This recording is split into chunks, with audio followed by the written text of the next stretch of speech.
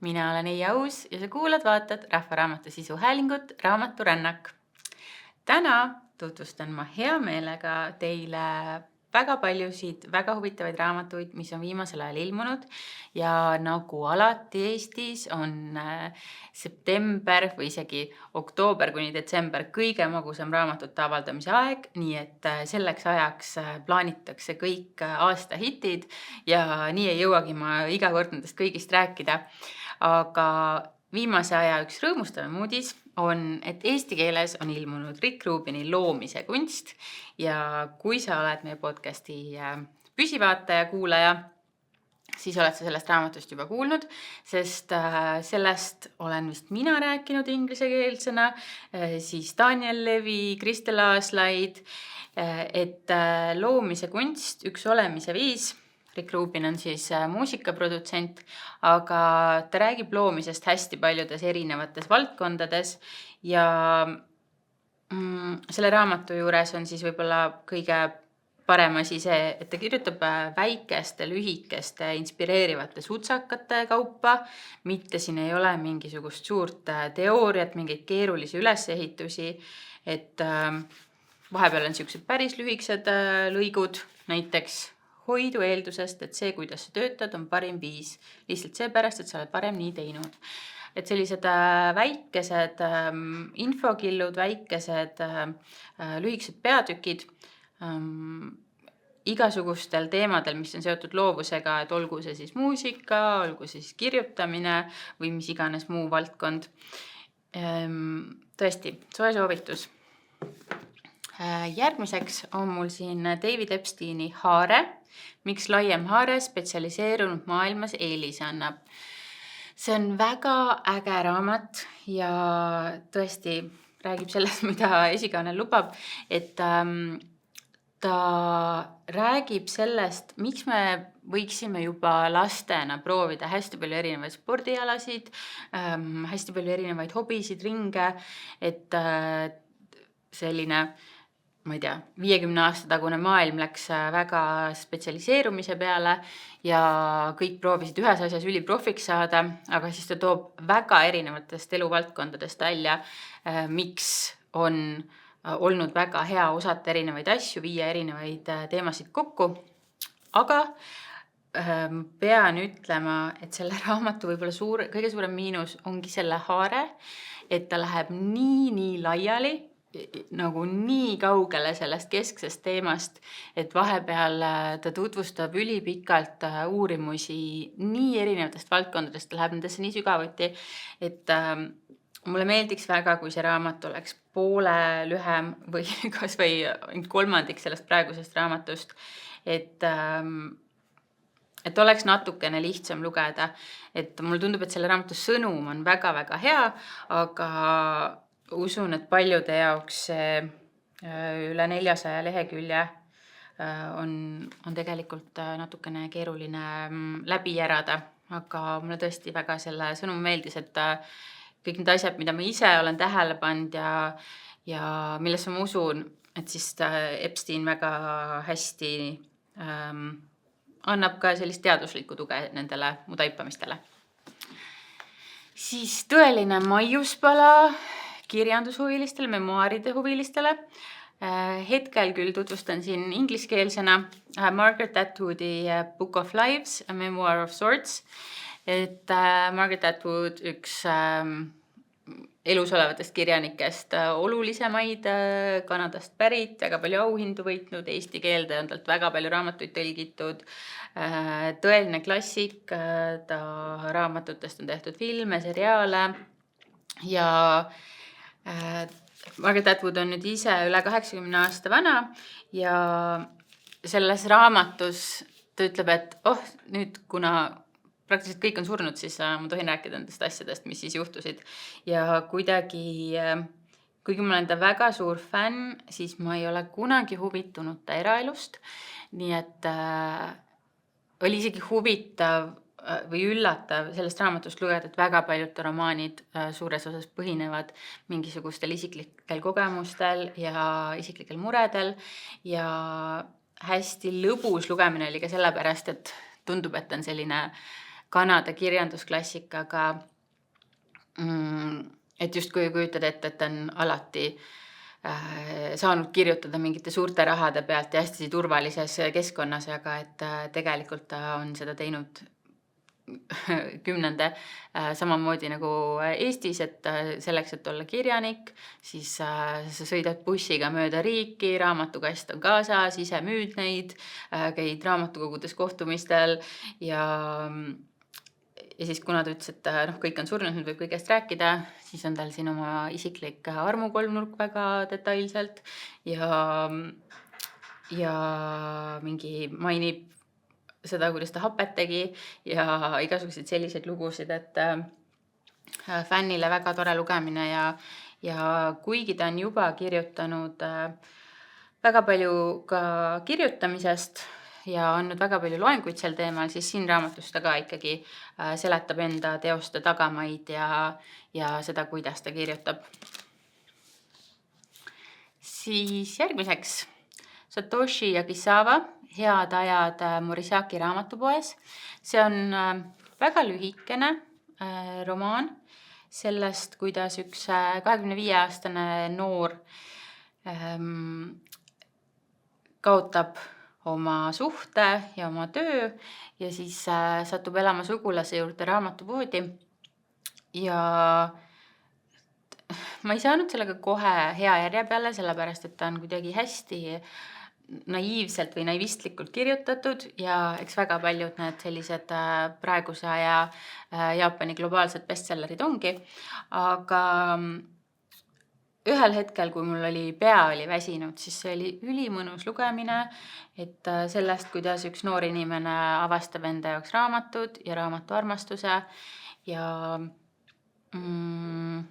et tõesti selline pretensioonitu lugemine, ei pea midagi samal ajal mõtlema, ei ole kuidagi liiga keeruline, et lihtsalt sihuke vaikne kulgemine ja ka küljendus on kuidagi selline, et hästi kiiresti leheküljed lähevad. Pole ammu nii lihtsalt lugemiskogemust olnud. Järgmiseks Mari-Liis Tahhov, Minu gluteenivaba elu ja eks neid gluteenivabasid kokaraamatuid on enne ka avaldatud, aga võib-olla mis teeb selle raamatu küllalt oluliseks, on see, et Mari-Liis kirjutab sellest, milline on ühe eestlase kogemus, kui saad teada, et gluteen sulle ei sobi ja mis on see teekond siin, kuidas hakata oma elus tegema väikesi muudatusi. Siin on väga palju retsepte, siis on väga palju nippe, et mida kaasa viia, kui sa lähed külla. Siis on igasugused tabelid, et mis asjad sisaldavad gluteeni, mis mitte, mida millega asendada ja näiteks kust osta parimaid gluteenivabu kooke ja nii edasi, et kuigi on ka tõlkekirjanduses palju sel teemal avaldatud, siis just see, et see on eestlase kogemus, võtab arvesse kõike meie toidulaual ja et ta ei ole üksnes kokaraamat, vaid ta ongi sellise pigem kogemuse raamat koos retseptidega. Väga suur heameel on, et taas on eesti keeles ilmunud Ernest Hemingway ja Päike tõuseb. Tunnen, et see on klassik, mis üldse ei vaja pikemat tutvustamist, aga siis pärast esimest maailmasõda üks kamp inimesi seikleb siis Pariisi kohvikute hämaruses ja Hispaania päikese all, otsides elu mõtet, kirge ja iseennast. Ja ma arvan, et enamikel eestlastel on mingil hetkel, ma ei tea, kas keskkoolis või varastes 20-ndates see raamat läbi loetud ja minu jaoks ka see on, ma ikkagi aeg-ajalt loen seda üle ja alati kuidagi ma loen seda sellise 20-aastase enda pilguga, et kuna ta toona jättis nii sügava mulje, et kuigi täna paljud asjad võivad teistmoodi tunduda ja see on ka üks nendest raamatutest, mille puhul on siis väga palju kirjandusloos räägitud, Hemingway jäi enamikest oma sõpradest ilma, sellepärast, et ta kirjutas nii ausalt kõike neid lugusid, mis seal nende sõpruskonnas tol ajal aset leidsid.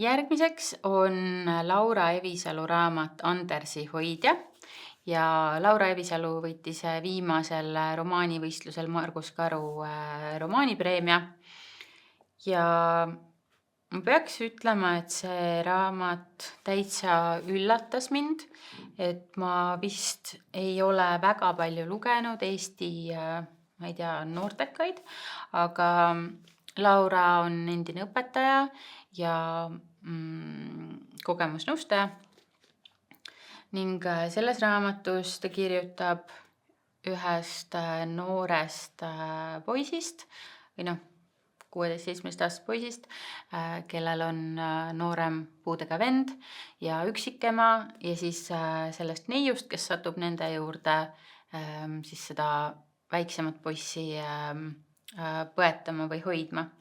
Ja see raamat oli nii köitev, ta oli ülilihtne lugeda, tekitas väga palju arutelusid iseendas, väga palju mõtteid ja ta räägibki niimoodi nagu hästi köitvas, jutustavas viisis tegelikult ka väga paljudest olulistest vaimse tervise teemadest.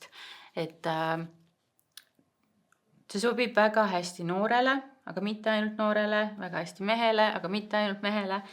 Et üllatav kogemus, väga, väga ladusalt kirjutatud ja tõesti hästi palju oli mõtteainet ja kuidagi võib-olla see mulle ka hästi meeldis, et ma üldse ei saanud aru, kuhu see lugu läheb. Et ta kogu aeg niimoodi annab väikseid mingisugused vihjeid, et no nii, varsti asjad lähevad halvaks, varsti midagi hakkab juhtuma. Ja siis ma juba niimoodi mitu korda olin kindel, et nii, ma tean, kuidas see lugu lõpeb, ma tean, et et keegi saab surma, siis ei juhtu nii. Või et nüüd ma saan aru, et kindlasti juhtub see ja ei juhtu nii. Et selline mõnusalt mänguline ja rõõmustav lugemine.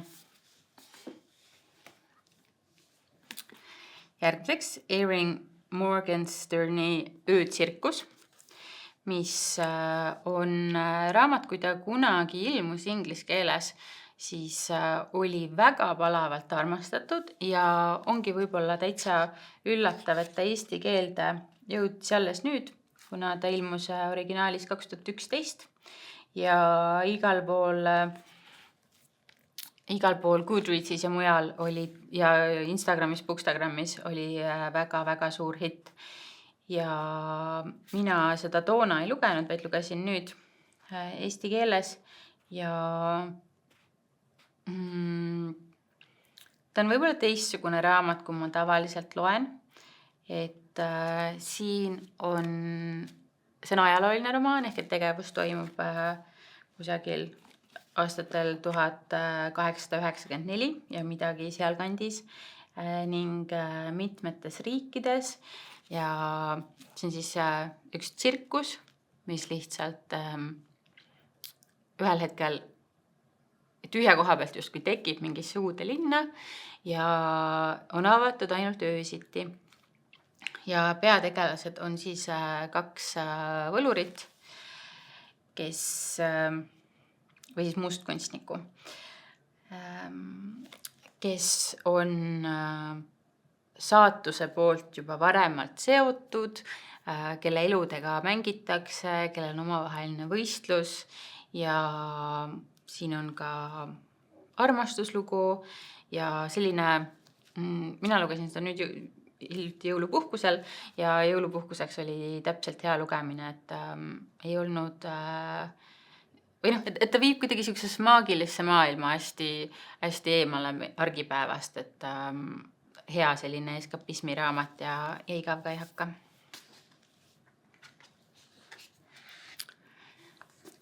Järgmisena raamat Kannapööre, lood uutest algustest. Autorid Jaana Maling, Melissa Mariel Korjus ja fotograaf Grõõt Tarkmeel. Ja ma teadsin, et selline raamat on ilmumas, sest mu enda lugu on ka siin sees.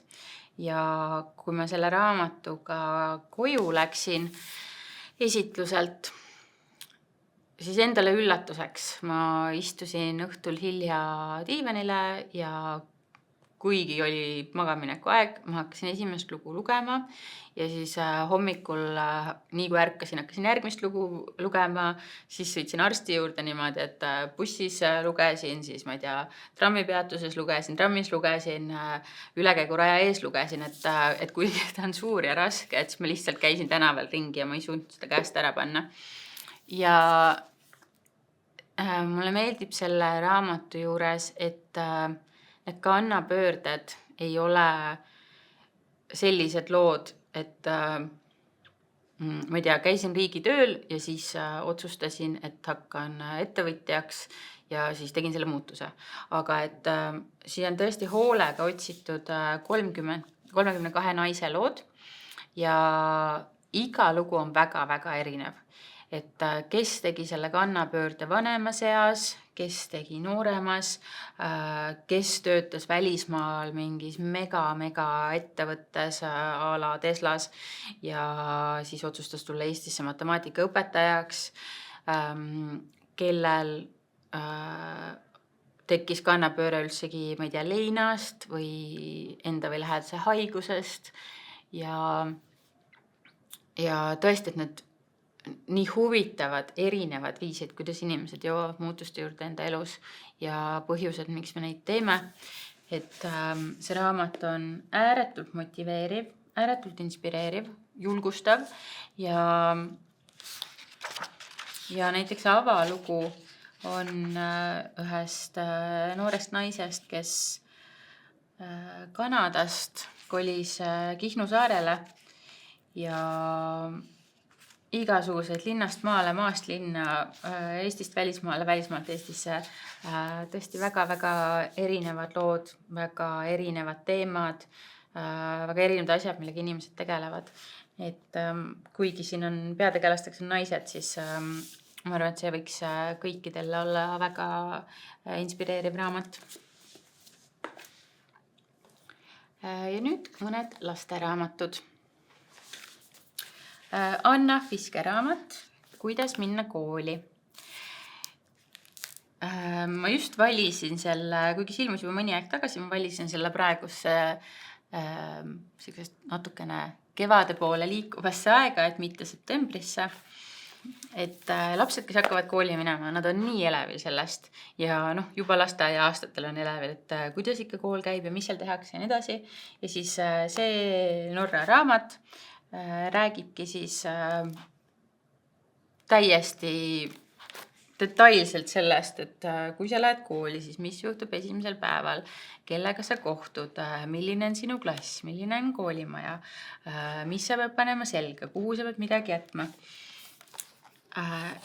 Et ma arvan, et tänapäeva lastele ka nii tekitatakse seda kooli elevust, et kogu aeg kõik küsivad, sa varsti lähed kooli ja et nendel võib täitsa ärevust tekkida sellest, et kool ja et nad ei tea, mis see on ja siin on tõesti, et mis toimub vahetundide ajal, mida sa vahetunni ajal saad teha, mis toimub kehkatunnis ja kõik, et koolimaja võib olla väga erineva väljanägemisega ja nii edasi, et kõik, kellel on alla 7-aastaseid lapsi, siis see raamat võiks olla abiks ja toeks ja julgustuseks.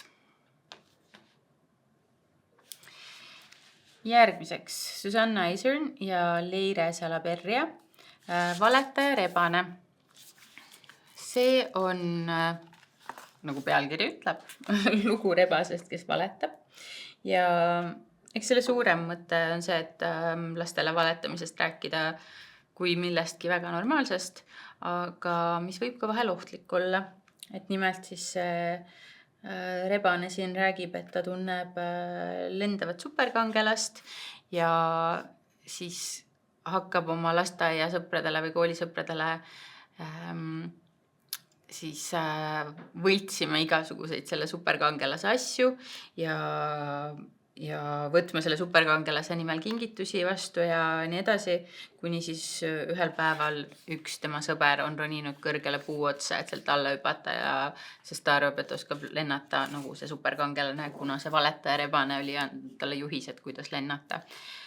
Et selline õpetlik lugu sellest, kuidas väikene armas valekene võib kiiresti isegi eluohtlikuks muutuda. Ja hea raamat, mida lapsega arutada ja et aitab ka temal kuidagi näha enda valesid ja lahti arutada võib-olla teiste omasid. Siis Rahulik meel on 23 mõnusat meditatsiooni lastele. Ja võib-olla ongi see, et kuna paljudel täiskasvanutel ei ole sellist mediteerimisharjumust, siis tundub ka võimatu seda lastele õpetada. Aga siin on siis sellised teemaplokid ja harjutused, mida saad lapsele ette lugeda ja mida siis tema saab silmad kinni ette kujutada. Siin on laineid vaadates. Sulle silmad ja kujutle, kuidas merelained kaldale laksuvad. Jälgi, kuidas vesi kaldale sööstab ja siis tagasi tõmbub. Edasi ja tagasi. Vaata, kuidas iga laineharja krooniv valge vaht kihisedes kaob. Hinga sügavalt sisse ja tasakesi välja. Hinga uuesti sisse ja tunne mere soolakat lõhna. Hinga välja ja taju, kuidas jahe veepihu su nägu paitab. Liiguta oma varbaid, nagu nad oleksid pehmes sõmeras liivas. Kuula, kuidas vesi tagasi merre tormab. Hinga sügavalt sisse ja tasakesi välja. Kuula laineid, kuni tunned end rahulikuna. Ma tunnen, et ma juba muutusin ise ka tükk maad rahulikumaks seda lugedes. Ja siin ongi erinevad teemad, et näiteks kontaktide loomine enda ja teistega, siis on igasugused lähedused, siis on mingisugused loomad, lustlikud loomavigurid ja tegevused, sirgeldamine, ehitusklotsid ja nii edasi, et väga leidlik raamat ja näha on, et ka mida teadlased on leidnud, et kui lapsed saavad varakult sellise oma mõtetes olemise harjumuse ja võime asju ette kujutada, siis seda vaimset tervist jagub ka kauemaks ja neid harjumusi jääb külge. Ja siis viimaseks valisin täna Ellen Niidu Suur maalritöö, mis on küll väga vana raamat, aga on taas uuesti ilmunud eesti keeles ja mina seda eksemplari ajasin aastaid taga. Lõpuks leidsin Kalamaja tasuta raamatukogust, mis on Salme keskuse ees. Et siis, kui ma nägin, et see nüüd ilmus eesti keeles uuesti, siis mul oli tõesti väga hea meel. Minu meelest see on üks kõige paremini kirjutatud laste luuleraamatuid. See on ääretult kaasakiskuv ja kes on siin viimase 10 aasta jooksul näinud ka animafilmi Suur maalritöö, siis kõik see Mari Jürjensi muusika seal, Mari Jürjensi laul, vaikaõpliku muusika, see on muutnud selle raamatu minu jaoks veelgi maagilisemaks ja tõesti ei saa sellest küllalt. Ma võin seda vist 100 korda olen ilmselt juba lugenud, olen ka lihtsalt seda raamatut läbi laulnud nende epliku viiside peale ja siin on hästi toredad pildid, see lugu on hästi vahva ja ka selline inimlik element. Siin räägib igasugustest halbadest asjadest, headest asjadest, toredatest asjadest, pahameelest. Ja mulle meeldib ka, et siin on väga palju ilusaid eestikeelseid sõnu, mida võib-olla lapsed ilma ei teakski. Näiteks ruuge, ergav ja nii edasi. Ja see raamat siis lõpeb suure lumesajuga, et ka selline sel aastal, kui lõpuks lumi maha tuli, siis ma mõtlesin nii palju selle raamatu peale ja ka kuidas seal multifilmis lõpus. Täis lund said vaatajate peod ja värvimeistri imeteod. Kõik lumi kinni kattis ja valge alla mattis. Ei paistnud välja mullamust, ei näinud enam rohelust. Ei olnud sinetavat vett, kõik kadus nagu silmapett. Kõik värvid punasinajad ja ruuged lillad tinajad. Just nagu soovis mõni mees, kõik saigi valgeks silme ees. Just nagu poleks päevatööd, suur värval üldse teinud tööd. Ja meister naeris, olgu nii, need, kes ei taha värve, nüüd kuni suure sulani, las rahustavad närve.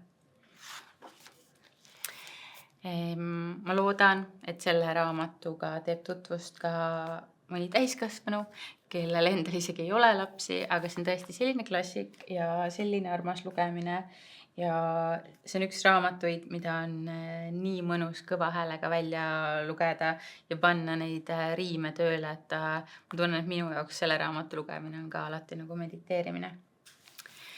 Igal juhul, ma loodan, et sa sellest hästi stabiilsest virnast said üht-teist, mis võiks sinu päevi või öid rikastada ja jääme lugemiseni.